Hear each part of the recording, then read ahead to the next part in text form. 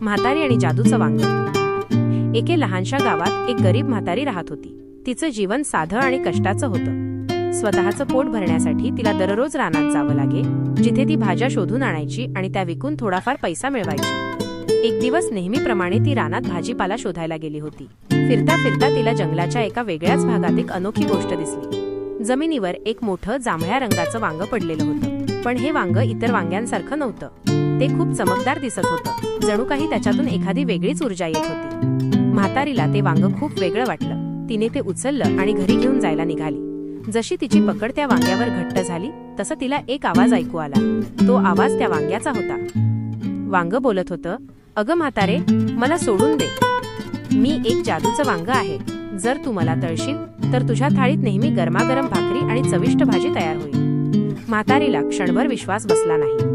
तिला वाटलं तिला काहीतरी भास होत आहे, पण त्या वांग्याने पुन्हा तेच वाक्य म्हटलं। मग म्हातारी थोडी घाबरली, पण उत्सुकतेपोटी तिने ते वांग घरी नेण्याचा निर्णय घेतला। घरी पोहोचल्यावर म्हातारीने चुलीवर तवा ठेवला आणि त्यात थोडं तेल टाकलं। मग तिने हळूच ते जादूचं वांग तेलात सोडलं आणि खरंच जसा काही चमत्कार झाला। वांग्यातून एक सोनेरी प्रकाश बाहेर पडू लागला आणि काही क्षणातच तिच्यासमोर एका ताटलीत गरमागरम मऊ भाकरी आणि दुसरीकडे चमचमीत भाजी तयार झाली। त्याचबरोबर एक वाटीभर गोड शिरा आणि थंडगार ताकाचं भांडही तिथे प्रकट झालं। म्हातारीला खूप आनंद झाला। तिला आता आपल्या भुकेची काळजी नव्हती। त्या दिवसापासून तिने कधीही उपाशी राहावं लागलं नाही।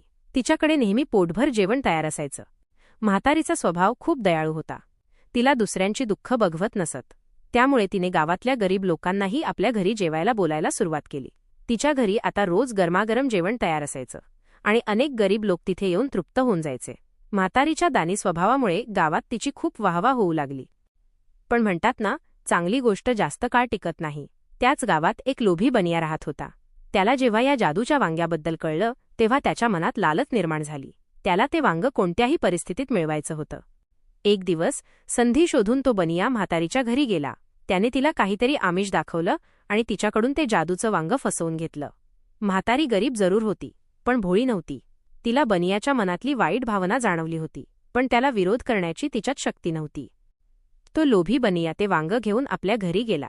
त्याला वाटलं आता त्याच्या घरी सोन्या चांदीच्या वस्तू आणि भरपूर धनधान्य तयार होईल। त्याने लगेच ते वांग एका मोठ्या कढईत तेलात तळायला टाकलं। पण काय आश्चर्य, वांग्यातून जादूची भाकरी आणि भाजी निघण्याऐवजी काळा धूर येऊ लागला। धुरामुळे त्याचा आणि त्याच्या घरच्यांचा श्वास गुदमरायला लागला।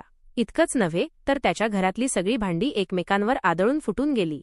त्याच्या घरात एक मोठं नुकसान झालं। गावातल्या लोकांना जेव्हा ही गोष्ट समजली, तेव्हा त्यांना त्या लोभी बनियाचा खूप राग आला। त्यांनी त्याला त्याच्या वाईट कृत्यांची शिक्षा दिली आणि त्याला गावातून हाकलून लावलं। आणि आश्चर्य म्हणजे जसा तो बनिया गावाबाहेर गेला, तसं ते जादूचं वांग आपोआप उडत म्हातारीच्या घरी परत आलं। म्हातारीला ते वांग परत मिळाल्यावर खूप आनंद झाला। तिने त्या वांग्याला हातात घेतलं आणि म्हणाली, "जादू तीच खरी, जी दुसऱ्यांच्या भल्यासाठी वापरली जाते। स्वार्थी माणसांना या जादुई शक्तीचा कधीच उपयोग करता येत नाही." त्या दिवसापासून म्हातारीने ते जादूचं वांग जपून ठेवलं आणि त्याचा उपयोग नेहमी गरीब आणि गरजू लोकांची मदत करण्यासाठी केला। तिने आपलं उर्वरित आयुष्य आनंदाने आणि समाधानाने व्यतीत केलं आणि तिच्या दानी स्वभावामुळे ती आजही लोकांच्या मनात जिवंत आहे। कथा समाप्त। धन्यवाद।